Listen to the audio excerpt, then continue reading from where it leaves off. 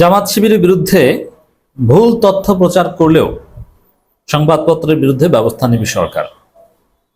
একটু ঘুরিয়ে বিষয়টা উপস্থাপন করলাম, কিয়াস করে, অ্যানালজি করে। খবর: ভুল বিভ্রান্তি ভুল বা বিভ্রান্তিকর সংবাদ প্রচার করলে আইনানুগ ব্যবস্থা। প্রেস উইং, মাননীয় প্রধান উপদেষ্টা প্রেস উইং বলেছে, বাংলাদেশের সংবাদ মাধ্যমগুলো যদি ভুল বা বিভ্রান্তিকর সংবাদ প্রচার করে তাদের বিরুদ্ধে আইনানুগ ব্যবস্থা নেওয়া হবে। তাহলে এই কথাটা আমি জামাত শিবিরের ক্ষেত্রে সেট করলাম এই কারণে, সবচাইতে বেশি প্রোপাগান্ডা চালানো হয় জামাত শিবিরের বিরুদ্ধে সংবাদপত্রগুলোর পক্ষ থেকে। এটা বিভিন্ন ফ্যাক্ট ফাইন্ডিংস বা থার্ড পার্টি অ্যানালাইসিসে উঠে এসেছে। জামাত শিবিরের বিরুদ্ধেই নানান প্রোপাগান্ডা চালানো হয়। তাদের বিরুদ্ধেই বলা হয় যে তারা এটা করেছে সেটা করেছে, অথচ তারা এটা করেনি, তাদের নামে চালিয়ে দেওয়া হয়।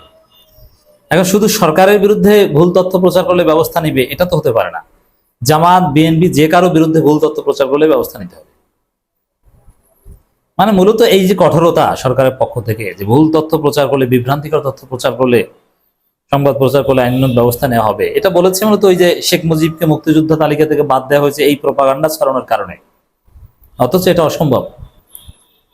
কিন্তু এখানে নানান বিষয় আছে। এই সংবাদপত্রের বিরুদ্ধে কি ব্যবস্থা নেবে এটা প্রেস উইং বলছে। প্রেস উইং এর কাজ কিন্তু এটা না। প্রেস উইং এর কাজ হচ্ছে সরকারের যে নিউজগুলো এটা সংবাদ মাধ্যমকে জানানো বা সংবাদ মাধ্যমকে ডিল করা। কিন্তু সংবাদ মাধ্যম বিষয়ক যে মন্ত্রণালয়, এটা কিন্তু তথ্য মন্ত্রণালয়, এটা মাহফুজের আন্ডারে, এটা এই শফিকুল আলমদের আন্ডারে নয়। তো মাহফুজ বলছেন এর কারণটা কি, এটা রহস্য আছে। আসলে ওই যে আপনারা দেখেছেন যে শেখ মুজিবকে মুক্তিযোদ্ধা তালিকা থেকে বাদ দেওয়া হয়েছে, অথচ জামাতকে যে মুক্তিযুদ্ধে বা মুক্তিযুদ্ধের সংজ্ঞায় ঢুকানো হয়েছে, জামাতকে যে যুদ্ধাপরাধী হিসেবে গেজেটেড করা হয়েছে, এটা নিয়ে কোনো আলোচনা ছিল না সংবাদ মাধ্যমে। এটা মাহফুজের পরিকল্পনায় হয়েছে। আসলে মাহফুজ একা জামাতকে খেয়ে দিয়েছে এটা বলা যায়, যদিও পারবে না, at the end of the day জামাতের সাথে পারবে না। হাসিনাই পারেনি, মাহফুজ কি পারবে? মানে ওই যে ভুল সংবাদ, এটা এটা এটা হাইপ। আসল আলোচনা জামাতকে অন্যায্যভাবে ঢোকানো হয়েছে এটা ধামাচাপা দেওয়ার জন্য, যে এটা চুপচাপ থাক, এটা নিয়ে যেন মূলধারা সংবাদ মাধ্যমে তোলপাড় সৃষ্টি না হয়। শেখ মুজিবকে নিয়ে ভুয়া তথ্য প্রচার করে এক পর্যায়ে মানুষের দৃষ্টি ওদিকে থাকবে, থেমে যাবে, সিস্টেমে জামাতের গেজেটটা ফাইনাল থেকে যাবে। তো এই ধরনের নাটক। এজন্য বলবো যে শুধু সরকারের বিরুদ্ধে ভুল তথ্য প্রচার করলে আপনারা হুমকি দিবেন, আর জামাতের বিরুদ্ধে প্রোপাগান্ডা চালালে তখন দিবেন না, না এটা হবে না। জামাতের বিরুদ্ধে আমি এই জন্য বলবো যে জামাতের বিরুদ্ধে যদি শিবিরের বিরুদ্ধে যদি একদম অসত্য তথ্য প্রচার করে, সরকারের কাছে যদি জামাতের লোকজন বিচার দেয়, ওই সংবাদপত্রের বিরুদ্ধে ব্যবস্থা নিতে হবে। প্রথম আলো, ডেইলি স্টার জামাতের বিরুদ্ধে মিস ইনফরমেশন ডিসামিনেট করলে আপনারা পারবেন পদক্ষেপ নিতে, আপনাদের সক্ষমতা নিয়ে আমি যথেষ্ট সন্দেহ। প্রথম আলো, ডেইলি স্টার এই সরকারের পার্ট, সরকারের উপর সবচেয়ে বেশি প্রভাব বিস্তার করে। আমরা ডক্টর ইউনূসকে সমর্থন করি, রাইট, কিন্তু প্রথম আলো, ডেইলি স্টার আরো বেশি প্রভাব বিস্তার করে এই সরকারের উপর। আপনারা পারবেন না, জামাত শিবিরের বিরুদ্ধে প্রোপাগান্ডা চালালে তখন ওটাকে সমর্থন করবেন বা চুপ থাকবে। মুজিবনগর সরকারের শীর্ষস্থানীয় নেতাদের মুক্তিযোদ্ধা স্বীকৃতি বাতিল বলে কয়েকটি সংবাদ মাধ্যমে যে খবর প্রকাশিত হয়েছে তাকে ভিত্তিহীন উল্লেখ করে ওই সংবাদ মাধ্যমকে তাদের পাঠকের কাছে দুঃখ প্রকাশের আহ্বান জানিয়েছেন প্রধান উপদেষ্টা প্রেস উইং। এটি তো বিভ্রান্তি। এটা প্রেস উইং কেন? এটা প্রেস উইং এর কাজ না, এটা মূলত তথ্য মন্ত্রণালয়ের কাজ। এগুলো ফ্যাক্ট চেক করা বা এগুলো কে কি উল্টাপাল্টা করেছে তদারকি করা। কিন্তু মাহফুজকে তো দেখাই যায়, মানে পর্দার অন্তলে মাহফুজ খেলছে। প্রধান উপদেষ্টার উপ প্রেস সচিব আবুল কালাম আজাদ মজুমদার বলেন, ভুল সংবাদ প্রকাশের জন্য তাদের লাইসেন্স দেওয়া হয়নি। যারা ভুল কিংবা বিভ্রান্তিকর সংবাদ প্রচার করবে, সরকার তাদের বিরুদ্ধে প্রয়োজনীয় আইনানুগ ব্যবস্থা গ্রহণ করবে। এটা মোটামুটি একটু কঠোর কথা বলা হয়েছে এখানে। সংবাদ সম্মেলনে প্রধান উপদেষ্টা প্রেস সচিব শফিকুল আলম বলেন, গুম কমিশন এখন পর্যন্ত 1837টি অভিযোগ পেয়েছে, যার মধ্যে 1350টি অভিযোগ যাচাই বাছাই শেষ হয়েছে। আপনারা জানেন যে গুম কমিশন রিপোর্ট দিয়েছে, এটা বাংলাদেশের ইতিহাসে একটা মাইলফলক। এ ধরনের গুম আর না ঘটুক কোনো সরকারের আমলে, আশা করি আর ঘটবে না। এই কমিশন সেটা নিশ্চিত করতে পারবে। এই কমিশনের অনেক ইমপ্লিকেশন আছে, আমরা দেখব।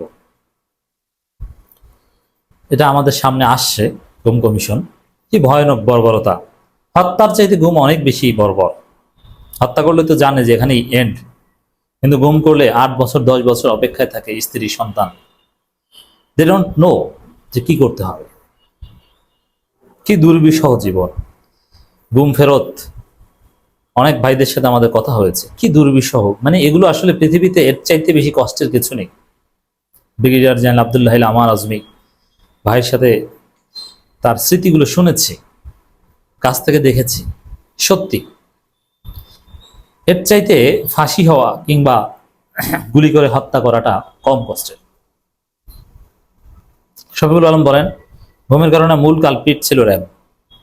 এই র্যাব বাতিলের দাবি উঠেছে, যে র্যাব সংশোধন করা হবে। র্যাবের ইন্টেলিজেন্স উইং এই ঘটনায় সবচেয়ে বেশি জড়িত। যারা গুমের সঙ্গে জড়িত ছিলেন তাদের বিচার বাংলাদেশে মাটিতে হবে, হতে হবে। কিন্তু মজার বিষয় হচ্ছে, যারা এই গুম হয়েছে তারা তো অভিযোগই করছে না, কেন মামলা করছে না? এটা তো সন্দেহজনক। মানে পলিটিক্যাল স্বার্থে তাদের নেতাদের গুমকে এখন তারা ধামা চাপা দিচ্ছে। যেমন ইলিয়াস আলীর পরিবার মামলা করেছে বলে আমার জানা নেই, কেন মামলা করছে না? ইলিয়াস আলী তো একজন দেশপ্রেমিক নেতা ছিল, তার পরিবার কেন মামলা করছে না? সালাউদ্দিন আহমেদ শেষ পর্যন্ত মামলা করেছে পিনাকি ইলিয়াসের চাপে। অন দি আদার হ্যান্ড, হোম্মাম কাদের চৌধুরী, সালাউদ্দিন কাদের চৌধুরীর ছেলে, তিনিও তো এখন পর্যন্ত মামলা করেনি। মানে বিএনপির লোকজন গুম কমিশনে এসে মামলা করে না, জামাতের লোকজন কিন্তু করেছে। এবং জামাতের লোকজনকে সরকার ট্রাইব্যুনালের পক্ষ থেকে অনেককে প্রোটেকশনও দিচ্ছে। ব্রিগেডিয়ার জেনারেল আব্দুল্লাহ আমার আজমিকে রিটায়ার্ড, তাকে একজন গানম্যান পুলিশ দেওয়া হয়েছে তার সিকিউরিটির জন্য, তার সাথে থাকেন। তো এভাবে যারা মামলা করেছে, অভিযোগ করেছে, তাদের নিরাপত্তার বিষয়টা সরকার দেখছে। কিন্তু বিএনপির লোকজন মামলা করছে না কেন? ফরহাদ মাজার নাকি গুম হয়েছিল, কই ফরহাদ মাজার কেন কেস করে না? এর মানে এই বড় বড় পলিটিক্যাল গুমের লোকজন এটা তো নিজেরাই তো কোঅপারেট করছে না, করুক বা না করুক। জামাত শিবিরের যেসব গুম হয়েছে তারাও কিন্তু অভিযোগ করেছে, এবং সাধারণ গুম যারা অনেক অভিযোগ করেছে, এগুলোর বিহিত হবে, বিচার হবে। এবং ডক্টর ইউনূস থাকলে হবে, তিনি না থাকলে হবে না। তিনি আরো বলেন, গণভবনে যে বিশেষ মিউজিয়াম করা হচ্ছে সেখানে গুম সংক্রান্ত লোমহর্ষক বিষয়ে হরর মিউজিয়াম বানানোর কথা বলছেন প্রধান উপদেষ্টা। যুগ যুগ ধরে, এই জন্য বলছি আওয়ামী লীগের রাজনীতি বাংলাদেশে আর ফিরবে না। আওয়ামী লীগের অপকর্ম এটা ন্যাশনাল সিম্বল হয়ে থাকবে, নেতিবাচক। অতএব এই দলকে মানুষ গ্রহণ করবে না কখনো। যদি এরকম হয় যে ট্রাইব্যুনাল আওয়ামী লীগের বিচার করে 15 বছর নিষিদ্ধের রায় দিল, 15 বছর পরও আওয়ামী লীগ ফিরতে পারবে না। আগামী 9 জুন লন্ডন সফরে যাবেন প্রধান উপদেষ্টা অধ্যাপক ডক্টর মোহাম্মদ ইউনূস। বাংলাদেশ ব্যাংকের গভর্নর আহসান ইস মনসুর ও দুদক চেয়ারম্যান ডক্টর মোহাম্মদ আব্দুল মোমেন তার সফর সঙ্গে হবেন বলে জানান নিশ্চিত। এর কারণ হচ্ছে, লন্ডন সফরের মূল প্রাইম ফোকাস হচ্ছে পাচার করা অর্থ ফেরত আনা। এখানে সজীবজের জয় বা আওয়ামী লীগের লোকজন এখানে জড়ো হচ্ছে, এবং তারা আরো বেকায়দা পড়বে। যারা পাচার টাচার করেছেন তারা আরো ধরা পড়বে, সেই বন্দোবস্ত হচ্ছে এখানে।